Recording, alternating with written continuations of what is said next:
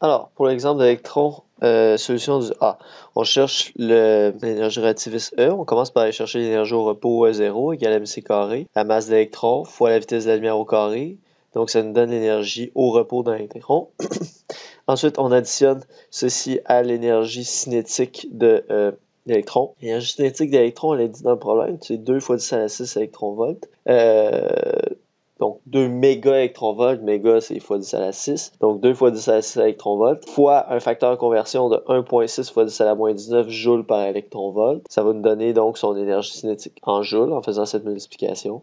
On additionne ça avec l'énergie au repos de l'électron. Ça va nous donner son énergie relativiste en joules. Donc 4.02 fois 10 à la moins 13 joules.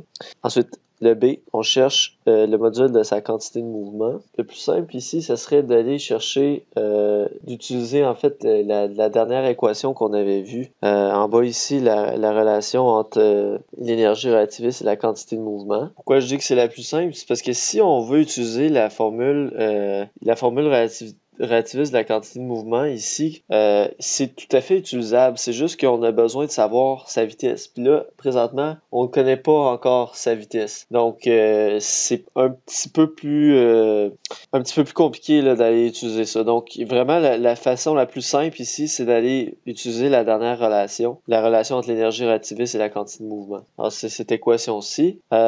Et là, on a tout ce qu'il faut. L'énergie, enfin, on va l'isoler P dans cette équation-là. P carré, C carré égale E carré moins M carré, c'est à la 4. Donc, autrement dit, si on isole P, on va, dans le fond, diviser par C carré. Et ensuite, on va prendre la racine carrée, ici comme ceci. Donc, on va avoir P est égal à la racine carrée de... Alors, E, justement, on l'a calculé dans l'exercice A. Donc, on a trouvé 4.02 fois 10 à la moins 13 joules au carré, moins la masse au carré, 9.11 fois 10 à la moins 31 kg au carré, fois la vitesse de la lumière au carré, donc 3 fois 10 à la 8 mètres par seconde au carré. Pardon, pas au carré, c'est à la 4, l'exposant est 4 ici, pardon. Tout ça va être divisé par la vitesse de la lumière au carré. Et une fois qu'on a extrait la racine, vous devriez trouver 1.31 fois 10 à la moins 21 kg mètre par seconde. Donc ça, c'est l'unité de la quantité de mouvement, tu rappelles de mécanique. Donc, masse fois vitesse, dans le fond. C'est ça. Donc, le quantité de mouvement, c'est masse fois vitesse. Donc, kilogramme mètre par seconde. OK. Et finalement, pour le C, on veut savoir le module de sa vitesse. Alors là, justement, une fois qu'on a P, on va pouvoir... En fait, oui, on pourrait utiliser P, mais on pourrait aussi utiliser l'énergie cinétique. Je pense que ça va être plus simple avec l'énergie cinétique. Bon, allons-y avec la formule de l'énergie cinétique relativiste. On va isoler le facteur gamma parce que la vitesse se trouve cachée à l'intérieur de ce facteur-ci. Donc, K sur MC carré plus 1. Je laisse faire le calcul. K, on l'a déjà déterminé en A. Donc, on va aller faire ce calcul-là facilement. Ça va donner 4.90. Et ensuite, une fois qu'on a le facteur gamma, on peut aller isoler la vitesse directement. Autrement dit, 1 sur racine carrée de 1 moins V sur C au carré. Tout ça est égal à 4.90. Et à partir de ça, on va aller isoler la vitesse, qui va nous donner 0.98C. Donc, l'électron voyage à 98% de la vitesse de la lumière. C'est tout pour l'exercice. Le deuxième exemple, c'est par rapport au Soleil. On vous dit la puissance rayonnée par le Soleil correspond à 3.9 fois 10 à la 26 watts. C'est énorme, bien sûr. Donc, c'est la puissance du Soleil, c'est donc l'énergie qui rayonne à chaque seconde. Le Soleil dégage 3.9 fois 10 à la 26 joules d'énergie par seconde. Si vous vous rappelez, c'est quoi un watt? Un watt, c'est un joule par seconde. Sa masse est de 2 fois 10 à la 30 kg environ. De quelle masse le Soleil maigrit-il à chaque seconde? Alors là, ici, il faut réaliser une chose, c'est que on se rappelle notre équivalence masse-énergie, E0 égale mc carré.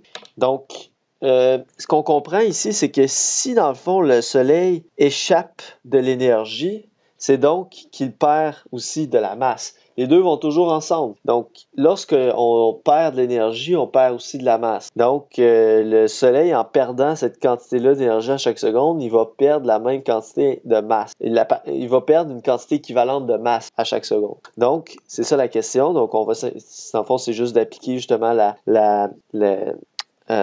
la relation, l'équivalence masse-énergie. Mais là, ici, en fait, c'est pour une différence. Donc, on peut l'appliquer en termes de différence. Donc, une variation d'énergie E0 va correspondre à une variation de masse delta M fois la vitesse de la lumière au carré. Donc, on peut l'exprimer, la même équation, mais en termes de différence.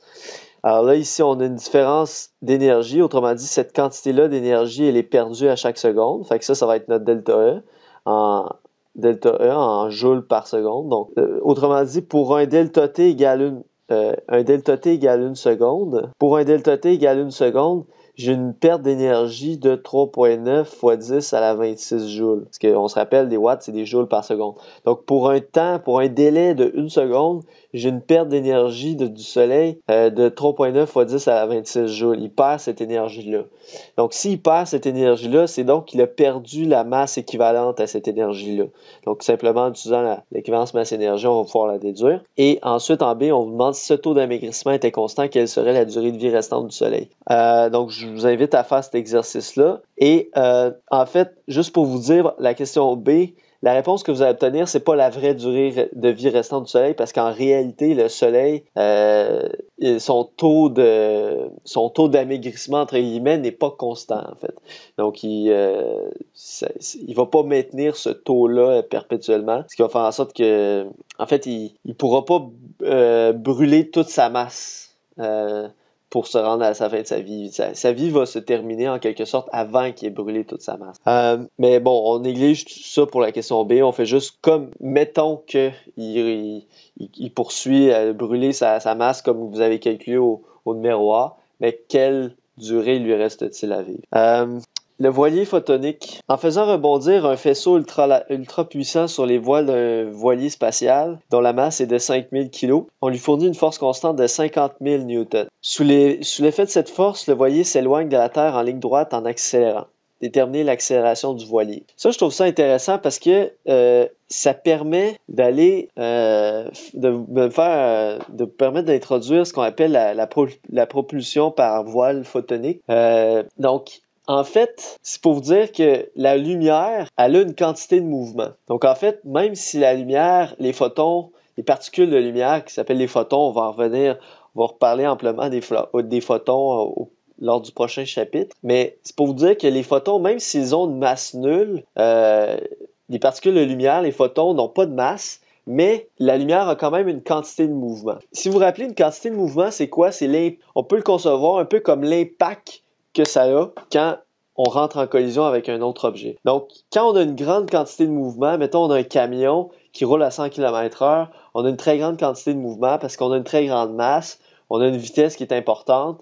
Donc, les deux ensemble font en sorte que le camion a beaucoup de quantité de mouvement, ce qu'on appelle le momentum en anglais. Alors, le fait que le camion a une grande quantité de mouvement, ça fait en sorte que s'il rentre en collision avec un objet, il va avoir beaucoup d'impact. Alors que, mettons, si on a un cycliste qui roule à 10 km/h, alors, ayant une masse beaucoup plus faible et ayant une vitesse beaucoup plus petite, son impact, si le cycliste rentre dans le même obstacle, ça va avoir beaucoup moins d'impact parce qu'il a moins de quantité de mouvement. Donc, représentez-vous conceptuellement la quantité de mouvement, c'est juste un petit rappel de mécanique que je suis en train de faire, mais rappelez-vous que conceptuellement, la mécanique, c'est ça, c'est un peu l'impact, c'est l'élan que possède un objet. L'impact qu'il va avoir s'il rentre en collision avec un autre objet. Donc, la lumière, elle a une quantité de mouvement. C'est faible, je vous le concède, c'est très faible, mais c'est présent, ça existe. Donc, autrement dit, ça veut dire que si j'envoie j'ai une flashlight dans ma main, puis que je l'ouvre, je l'allume vers vous, ben ça va vous pousser vers l'arrière. C'est fou, hein? Ou mettons, imaginez que j'ai un petit pointeur laser, que je le pointe vers vous, ben le moment où le laser va vous atteindre, ça va vous pousser vers l'arrière. T'sais. Mais ça peut être un laser, mais comme je dis, ça peut être n'importe quelle lumière. Autrement dit, quand vous recevez la lumière du soleil, ben ça vous pousse vers l'arrière, etc. Donc, la lumière a la capacité de pousser un objet parce qu'elle a une quantité de mouvement qui est non nulle, qui est très faible, mais qui est non nulle. Donc, ça a un impact dans la vie de tous les jours, ça n'a pas d'impact. Parce que justement, la quantité de mouvement de la lumière est trop faible pour être perceptible dans notre monde ordinaire. Donc, autrement dit, si j'envoie une flashlight, je dirige une flashlight, une lampe de poche, la lumière d'une lampe de poche ou la lampe de votre cellulaire, par exemple. Alors, si je dirige une lampe de cellulaire vers vous, eh bien, évidemment, vous ne sentirez pas de pousser vers l'arrière. Pour la simple bonne raison que, comme je dis, c'est une quantité de mouvement qui est faible. Mais, quand on est dans le vide, imaginez qu'on a ici un voilier spatial, et ce voilier spatial-là est dans l'espace intersidéral. Étant dans l'espace intersidéral, il n'est pas affecté, mettons, par la gravité. Mettons qu'on imagine que ce voilier-là est comme perdu là, loin de tout astre, de toutes les planètes, de toutes les étoiles. Puis supposons que ce voilier-là subit aucune gravité ou presque. Alors à ce moment-là, même si vous lui donnez une toute petite force, ben ça peut être suffisant pour le propulser parce qu'il n'y a pas de résistance qui va agir sur lui, ou presque pas. Donc, alors ça, c'est la base de ce qu'on appelle justement la propulsion photonique. Donc, on utilise la pression de radiation. La pression de radiation, c'est ce que je parlais tout à l'heure, c'est le fait que la lumière, quand elle arrive sur un objet, ça exerce une force de poussée. Alors, ce phénomène-là de poussée par la lumière, on appelle ça la pression de radiation. Donc, la pression de radiation, c'est la poussée exercée par la lumière sur un objet. Donc, on pourrait se servir de ça pour se propulser dans l'espace. Donc, c'est pour ça qu'on appelle ça un voilier solaire. C'est que, en fait, c'est un peu le même principe qu'une voile. Une voile, elle utilise l'énergie du vent pour se propulser, n'est-ce pas? Un voilier, un bateau, donc il utilise la poussée du vent pour se propulser. Mais alors, on pourrait faire la même chose et utiliser, par exemple, la poussée exercée par le soleil sur notre voilier spatial. Donc, la lumière du soleil arrive sur notre voilier spatial. Celui-ci subit une faible résistance. C'est suffisant pour le mettre en mouvement et lui donner une accélération, donc le permettre de bouger dans le sens qu'on veut. Et finalement, on pourrait se déplacer dans le système solaire grâce à ça. Fait que ça serait vraiment fantastique parce qu'on n'aurait besoin on n'aurait pas besoin de carburant ou quoi que ce soit.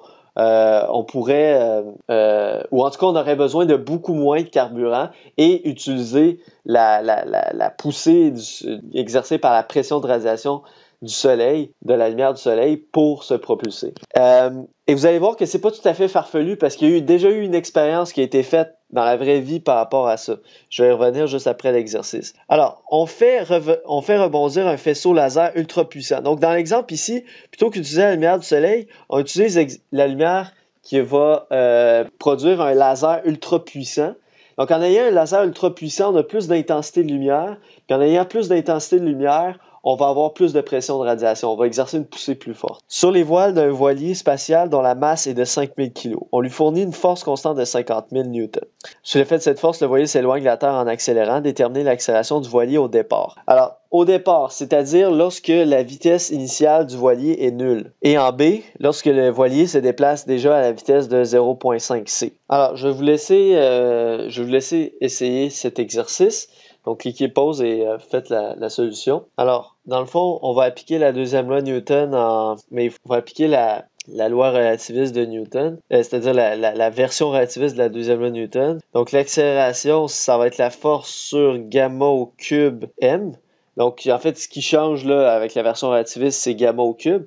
Mais là, ici, ce qu'il faut voir, c'est que au départ, on a une vitesse nulle dans la question A. Donc, si la vitesse initiale est nulle, ça veut dire que le gamma, finalement, est égal à 1. Donc, on avait déjà vu ça quand les vitesses sont non relativistes, le facteur Lorentz tend vers 1. Donc, on va avoir 50 000 newtons simplement divisé par 5000 kg. Fait que finalement, on se ramasse à un problème de mécanique, là, comme ceux qu'on faisait en premier cours de physique. Et là, on obtient simplement 10 mètres par seconde carré. Donc ici, rien de particulier. La particularité relativiste va se produire en B, parce que là, en B, on va supposer que notre voilier photonique se déplace à une vitesse de 0,5 c. Alors, 0,5 c, ça va faire en sorte que là, le gamma ne va plus être égal à 1. Donc, je vais vous laisser encore une fois terminer cet exercice. Donc, avec une vitesse 0.5c, vous devriez trouver un facteur gamma de 1.155. Ensuite, on applique la deuxième loi de Newton. La force, toujours, on suppose que la force est restée constante à 50 000 newtons. On a un facteur gamma maintenant qui est 1.155 qu'on met au cube fois la masse du voilier photonique qui est 5000 kg. Et ça nous permet d'obtenir notre accélération 6.49 mètres par seconde carré. Fait que ça, c'est l'espèce de nouveauté par rapport à la mécanique. Voyez-vous que dans le A, à la question A, on avait trouvé une accélération égale à 10 mètres par seconde carré. Puis dans le B, on trouve 6.49. Mais pourtant, la force résultante qui est exercée sur le voilier est la même dans les deux cas. Avez-vous remarqué? On a supposé que la force résultante sur le voilier était 50 000 newtons dans les deux situations. Donc, même force résultante sur un objet, accélération différente. Fait que ça, c'est différent par rapport à ce qu'on avait en mécanique classique. En mécanique classique, quand on avait une force résultante constante qui s'applique sur une masse constante, ça donne toujours la même accélération. Mais là, dépendamment de la vitesse de l'objet, ça va donner des accélérations différentes. Fait qu'ici, quand on atteint une vitesse qui est très élevée, donc 0.5c, on obtient une accélération qui est plus faible à cause de la relativité. Donc, à force égale, c'est comme notre accélération va être de moins en moins puissante, va être de moins en moins élevée. Fait que, comme j'avais dit tout à l'heure, c'est pas tout à fait farfelu l'idée de vouloir propulser un engin par la pression de radiation du Soleil. En fait, il y a une équipe japonaise qui ont voulu démontrer la faisabilité du concept. Et ce projet s'est appelé Icaros. Alors, ce que vous voyez ici, c'est une véritable image là, de ce qui a été utilisé.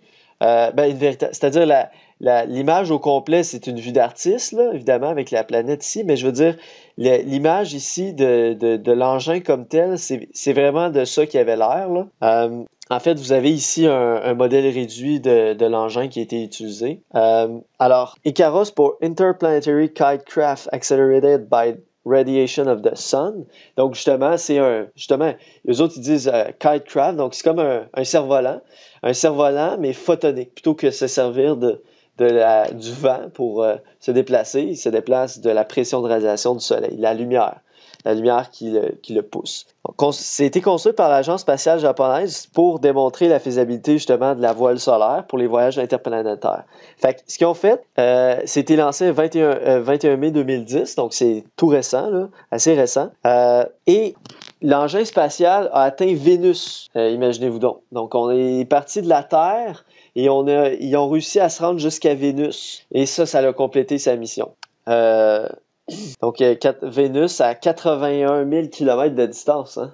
Donc, c'est quand même assez incroyable là, d'avoir réussi ça. Puis, il y en a peut-être parmi vous qui connaissez bien le système solaire puis qui allez vous dire « Ouais, mais Vénus, là, c'est plus proche du Soleil que la Terre. » Donc, autrement dit, on a le Soleil, on a Vénus et on a la Terre. Donc, le Vénus est plus proche du Soleil que la Terre. Donc, comment ça se fait qu'on peut passer de la Terre à Vénus? En fait, ici, ce qu'il faut voir, c'est que, dépendamment de l'angle auquel l'engin va être orienté, la force qui va s'exercer sur elle peut être parallèlement à sa vitesse ou de sens inverse à sa vitesse. Fait que si on s'organise pour que la force qui s'exerce sur l'engin soit dans le sens inverse de sa vitesse, ça va causer finalement une décélération. En causant une décélération, dans le fond, on va faire en sorte que dans son orbite, parce qu'il ne faut pas oublier non plus que le trajet que va faire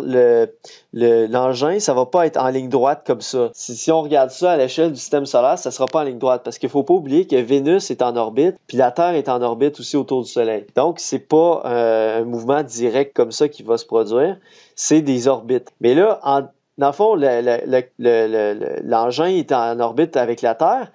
En diminuant sa vitesse, ça va faire en sorte que l'engin va baisser en fait son orbite par rapport au Soleil. Donc, en baissant son orbite, il va se rapprocher éventuellement de l'orbite de Vénus.